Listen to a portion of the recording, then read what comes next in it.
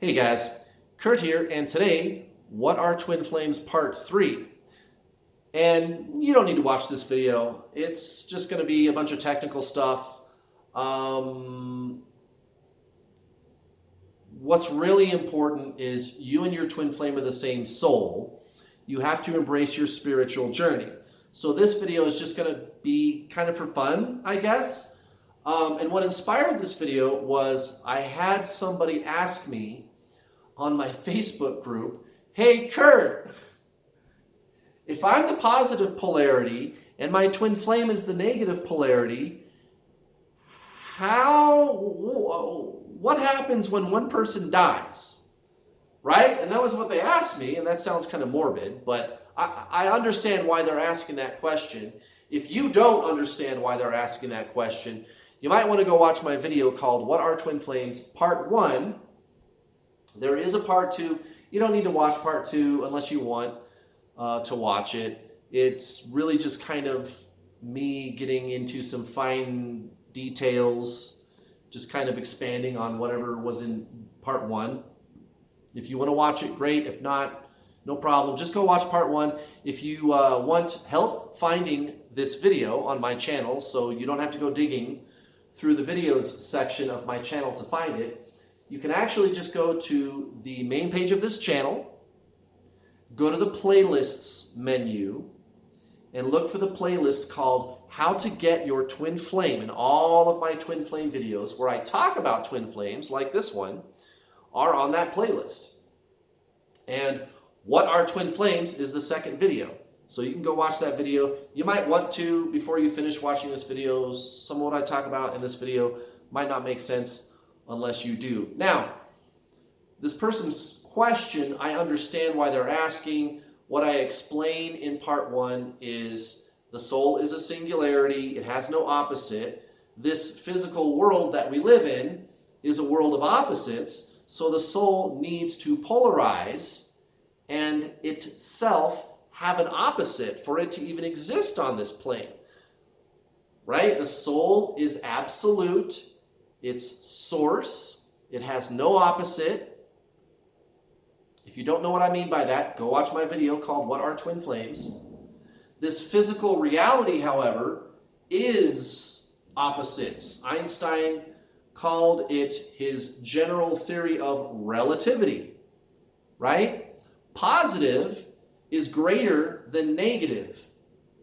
Well, the only reason we call it positive is because it is relative to negative. It is greater relative to negative, and negative is lesser relative to positive, relativity. And also perspective. That's another function of Einstein's general theory of relativity. Perspective, right? Time. And that's kind of what this video boils down to.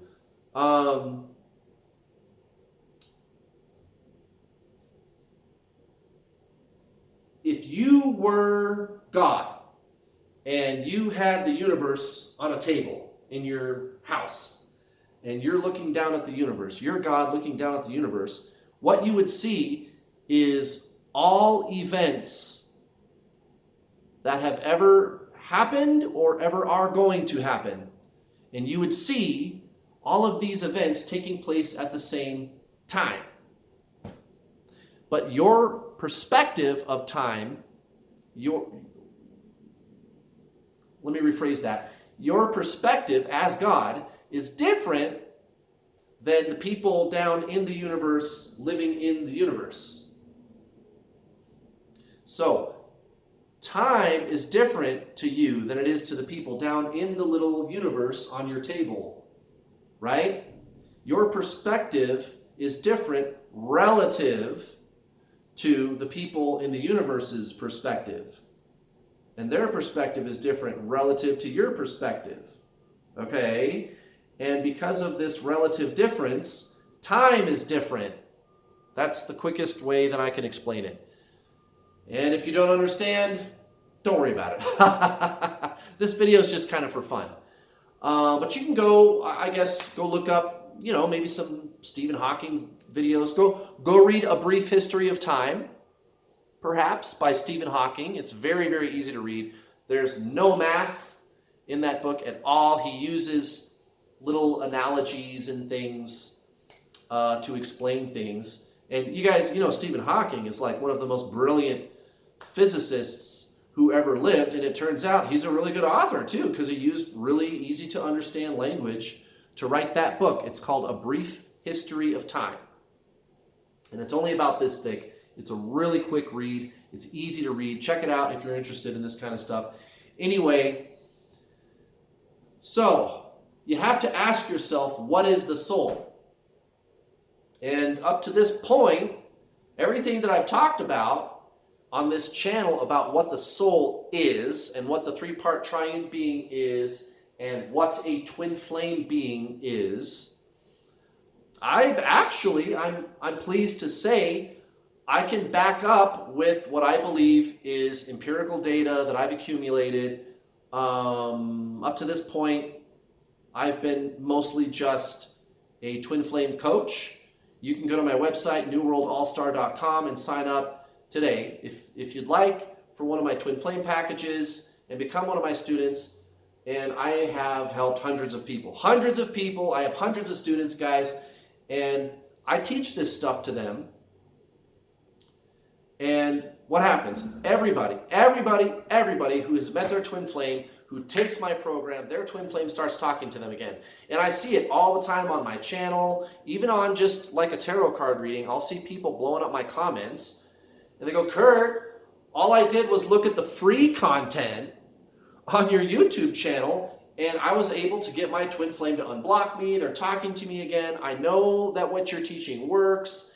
And that's cool, because now I feel like, well, maybe instead of just being a twin flame coach, I could be a researcher. Because think about it. I have data. I have empirical data. Every time somebody meets their twin flame and then aligns with their soul, which is basically what I teach you on this channel. If you think about it, all I do is teach you how to align with your soul. We got to talk about what the soul is and what twin flames are, and we got to talk about how the mind works. And when you understand those three things and you put this into practice, that's when your twin flame shows up. And it totally makes sense why that would work. You and your twin flame are the same soul. I guess you have to do soul stuff. And so I just am really good at teaching people how to do soul stuff. But now, you guys, I'm so excited because maybe I could have a little research project going on. And that's kind of what I think I'm going to end up doing later this year, because it's repeatable, it's duplicatable. Like every time somebody puts this into practice, they get results. Their twin flame shows up and starts talking to them again. I believe I have proof that A, there is such a thing as a soul. B, there is such a thing as twin flames. I think a book needs to be written, don't you? I've got lots and lots of data. I've got lots and lots of cases where people have attracted their twin flame back to them. And I'm not saying any of this to like brag, like, oh yeah, I'm the shit, and you should listen to me because my shit works. Yeah. Well, no, that's not really why I'm saying this. I'm just excited because I feel like I have data. And it's empirical. Every time somebody signs up for my program, their twin flame starts talking to them again. As long as they follow my program properly. So I know that what I've been saying about what the soul is and what twin flames are, I know that that is true. I do have proof. I have empirical data to prove what I've been teaching up here for so long, and that's exciting. But what I'm going to talk about today to address this person's question, I'm going to go a little bit out of the realm of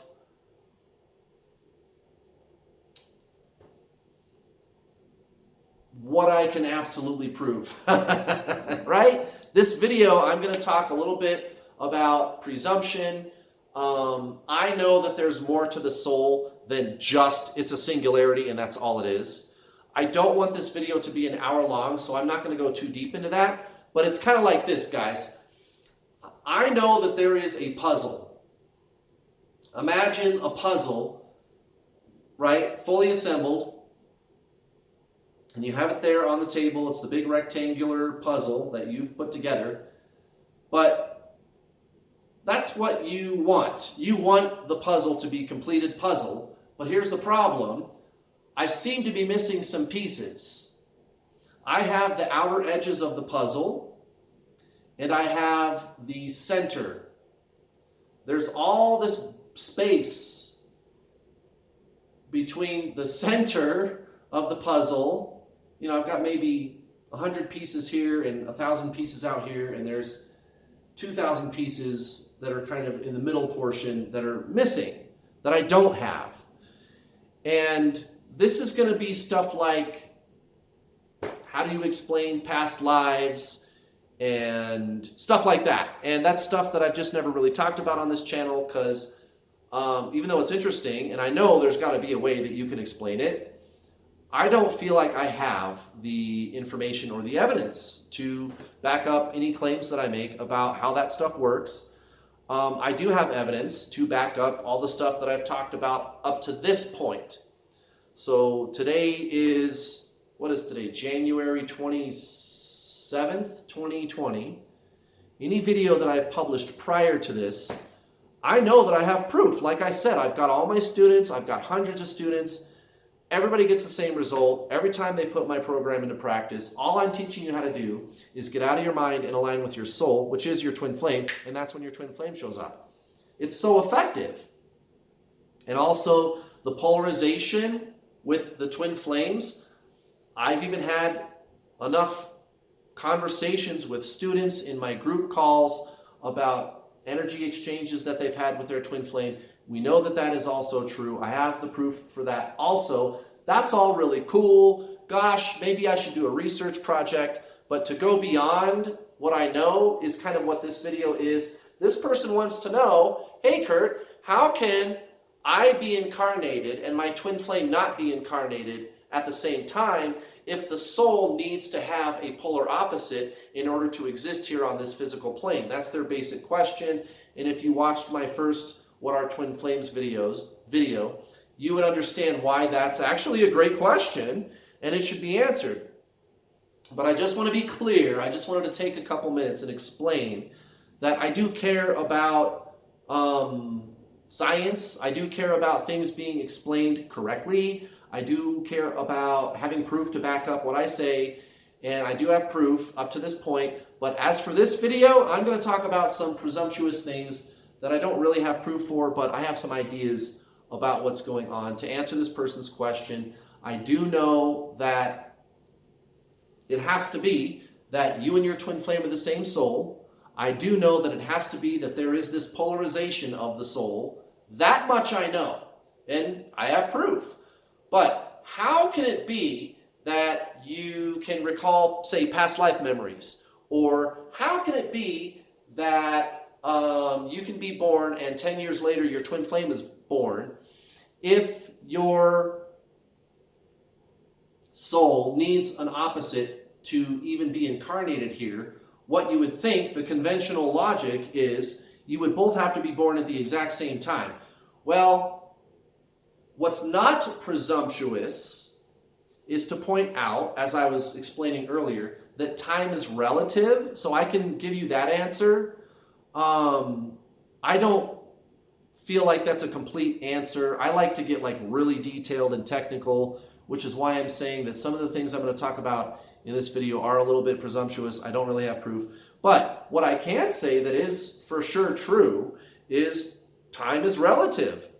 Time is a function of perspective. It depends on how you're looking at it or who's looking and where the person is looking from, what perspective they're looking from, or being, as it were, is looking. God, the spiritual hierarchy, powers that be, whatever. And time is kind of an illusion, you know. If you are incarnated here now and your twin flame is not incarnated here now, how can that be? Well, it's because time is relative. If you look at the universe, again, if you look at the universe, if you're God and you're looking at the universe on a table in your house, you only see one moment. everything is happening right now in the universe that's sitting on your table. That's how time basically functions. If you could do a thing like that, if you could theoretically be God, looking down at the universe on your table, you would just see everything that's happening. Everything that's happened a billion years ago and everything that's going to happen a billion years from now, it's all happening in one moment in this universe that's sitting on your table in your house. And that's how time works, according to the theory of relativity. Basically, if your perspective was as I have just described it. And so time, it's not really linear, guys, the way that time works. Your soul can be in one place or all places at the same time. So any past lives that you've lived, from the perspective of source or the universe, God, whatever you want to call it, all of those things are happening right now. It's not really a past life. And any lives that you're going to live in the future aren't really future lives either. Everything is happening right now. If you're bored, you can go look up a thing called the double slit experiment. The double slit experiment. Go look that up. They, in that experiment, showed that a particle is only a particle, first of all, when it is observed, which is strange, right off the bat. Also, a particle can be a wave or a particle.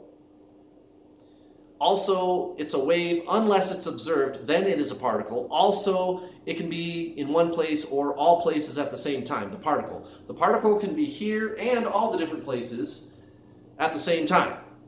So if I've got an area, say this big, and this is my wave, it's a wave. But if I observe it, it's a particle. Also, if it's a wave, it's a particle too, and the particle is occupying all those spaces at the same time. Now, what I just said might sound like a bunch of bullshit to somebody that doesn't understand quantum physics, but that's literally what quantum physics was able to prove with the double slit experiment. It's weird, I know, but that's how it works, guys, right? That's what's so fascinating about physics, is they're finding out all these weird things about how our universe functions. There's quantum entanglement, which that is absolutely mind-blowing. If any of you know what quantum entanglement is, that's a real mind fucker. So, what is the soul? What is the soul? Here's an analogy. Here's the presumptuous thing that I said I was going to talk about that I don't really have proof for. It's just a theory, but it's actually not a bad theory. I think the soul. So when I teach you guys up to this point, again, today is January 27th, 2020. Up to this point, the information that I've put out on this channel and what I teach to my students, again, is something that I feel like I have proof for.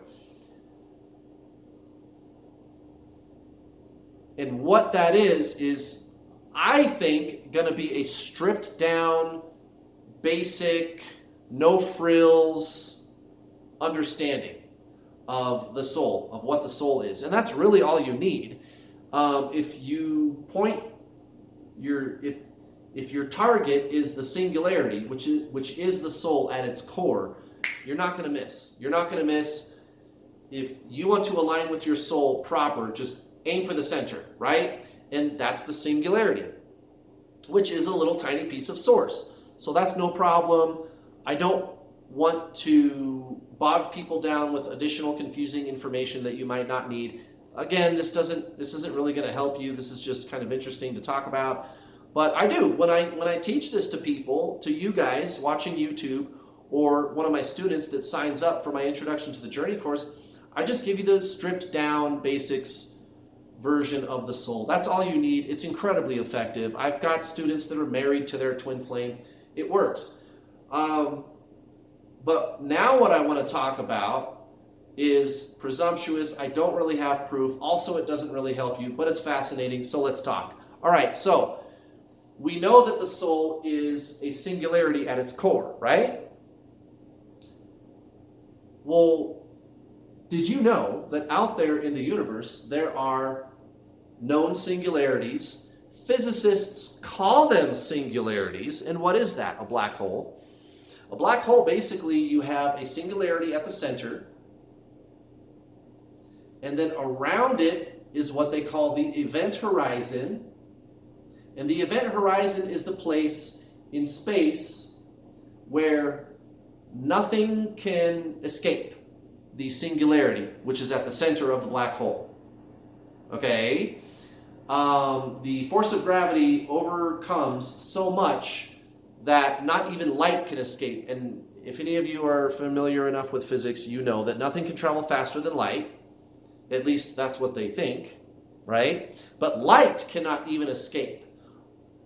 Once it crosses the event horizon, light cannot even escape because the force of gravity is so much stronger. It's infinite, actually, once you get to the singularity. So a black hole is the singularity at the center, and then around it you have this thing called an event horizon. Now, what is going on between the event horizon and the singularity? No one really knows. They have some pretty good theories. They can kind of explain it mathematically-ish, sort of, but not really. And anyway, what happens in that space is a breakdown of reality itself, basically. But I just kind of thought, well, maybe that explains a little bit more like how you can retain past life memories. Because here's the thing.